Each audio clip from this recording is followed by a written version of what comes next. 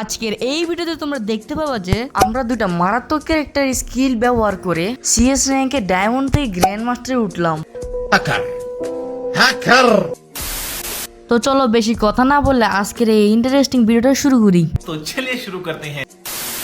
Hello guys, আসসালামু আলাইকুম। কেমন আছো তোমরা? আশা করি সকলে ভালো আছো এবং আমি আলহামদুলিল্লাহ অনেক বেশি ভালো আছি। এখানে তোমরা দেখতে পাচ্ছ যে আমরা এখানে নিয়ে যে বোম্বিং ক্যারেক্টার স্কিল, এখানে কিন্তু রোনালদো, মোকো, থিওয়া আর নিচে আলভারো ক্যারেক্টারের সাথে পেটের সাথে কিন্তু আছে বেস্টন ক্যারেক্টার, যেটা গ্রেনেডের জন্য বেস্ট একটা ক্যারেক্টার স্কিল। ও সরি মিস্টেক, পেট হিসেবে নিয়েছি বেস্টন আর এখানে নিয়েছি টিম বুস্টার। তো চলো আমরা একটা ম্যাচ খেলে আসি এই ক্যারেক্টার স্কিল দিয়ে।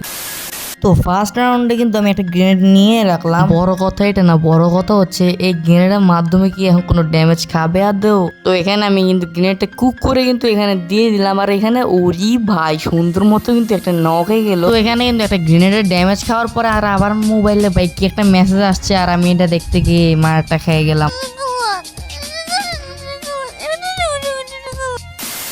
তো কোন রকমে কিন্তু ম্যাচটা আমরা জিতে যাই। দেন আমরা সেকেন্ড রাউন্ডে চলে আসি এবং সেকেন্ড রাউন্ডে কিন্তু আমরা গ্রেনেড নিয়ে রাখি এবং গ্রেনেডটা সুন্দর মতো কুক করে দিয়ে দিই। কেউ কোনো লাভ হলো না কারণ মাত্র 155 ড্যামেজ খাইলো।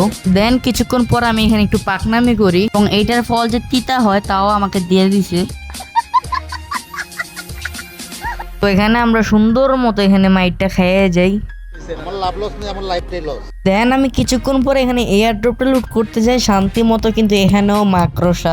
তারপর আর কি মেডিকেট মারতে মারতে গেছিলাম। দেন এনিমিও চলে আসছে, আমি রোনালদো চালাই দিয়ে এখানে একটা জাতা দিলাম, জাতাতে আর কোনো কাম হলো না। দেন আমি এখানে আবার নক খেয়ে গেলাম। তারপরে আবার ওই রাউন্ডেও হেরে গেলাম। এখন আবার নতুন রাউন্ডে আসি একটা গ্রেনেড কুক করলাম, সুন্দর মতো কুক করে দিয়ে দিলাম আর এখানে সুন্দর মতো করে ড্যামেজ হয়ে গেল 131-এর। তো আমি করে দিলাম রাশ সরাসরি, আমার কাছে বিজন। তো এখানে বিজন দিয়ে জাতলাম কিছুক্ষণ, তো জাতার পরে রাউন্ডও জিতে গেলাম।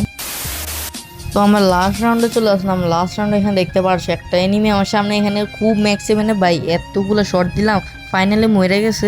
তো এখানে একটাকে নক করার পর আরেকটা একদম ফুল ড্যামেজ দিয়ে দিলাম আর দেখার বিষয় এইটাকেও ভাই সুন্দর মতো নক করে দিলাম। আর এখানে উপরে একটা প্লেয়ার আছে যেটা 300, মানে এটা একটা শট মারার পরে ওইটাও নক হয়ে যায়। আর ভাই আমার প্লেয়াররা বলছি ভাই লাস্টের ড্রে মারো না, আমি এস করবো, কিন্তু কি করার, ওরা ভুলবো হয়তো মারা গেছে। যেটাই হোক গাইস, আমরা কিন্তু এখানে সুন্দর মতো গ্রেনেড ক্যারেক্টার স্কিল নিয়ে কিন্তু এখানে প্লাটিনাম থেকে চলে যায় ডায়মন্ডে। আর গাইস আমি এত জোরে জোরে ভাই কথা বলতে পারতাছি না, সবাই একটু ক্ষমা দৃষ্টিতে দেখে নিও। এখন আমরা চলে যাবো আমাদের ক্যারেক্টার স্কিল নাম্বার 2 তে। এখানে তোমরা আমার ক্যারেক্টার স্কিলের উপর দেখতে পাচ্ছ যে অস্কার, অলিভিয়া, নিকিতা, জোসিফ, সাথে পেট হিসেবে রাখছি হচ্ছে ড্রেকি আর এখানে টিম বুস্টারটা রাখলাম। অস্কারের কাজ কি তা তো তোমরা সবাই জানো। এখানে তোমাদেরকে অলিভিয়ার একটা কাজ দেখাই দিই। অলিভিয়া অর্থাৎ হলো তোমরা মেডিকিট করলে তোমাদের মেডিকিটে এক্সট্রা আরো বেশি এইচপি পাবা। অর্থাৎ তোমরা এখানে দেখতে পাচ্ছ যে আমার এইচপি কিন্তু মাত্র 53। এখান থেকে দেখো আমি মেডিকেট করার সঙ্গে সঙ্গে আমার কতগুলি এইচপি বেড়ে গেছে। এটা তো হচ্ছে রিলোড স্পিড M590 জন্য বেস্ট একটা গান, সরি ক্যারেক্টার। আর জোসিফেরটা মূলত তোমাদের দেখাই দিতেছি। এখানে তোমরা দেখতে পাচ্ছ আমি কিন্তু একটা প্লেয়ারকে নক করে দিই, সে কিন্তু আমার গায়ে কিন্তু ন্যারো মারে। দেখতে পারছো 4-5 সেকেন্ড কিন্তু আমার গায়ে কোনো ড্যামেজই লাগে নাই। এটা কারণটা হচ্ছে আমি জোসিফ আনছি বইলা।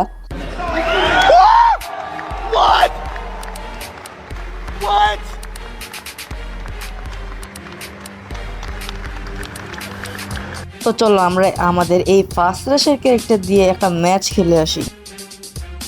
তো এখানে কিন্তু আমাদের ফার্স্ট রাউন্ডটা কিন্তু শুরু হয়ে যায়। আমি কিন্তু ইউএসপি মানে ডাবল ইউএসপি নিয়েছি আর সুন্দর মতো এখানে হেডশট দিয়ে কিন্তু দেখো আমি কিন্তু কিলটাও নিয়ে নিই। আর দেখতে পাচ্ছ জোসিফের কারণে কিন্তু আমি ড্যামেজ খাচ্ছি না।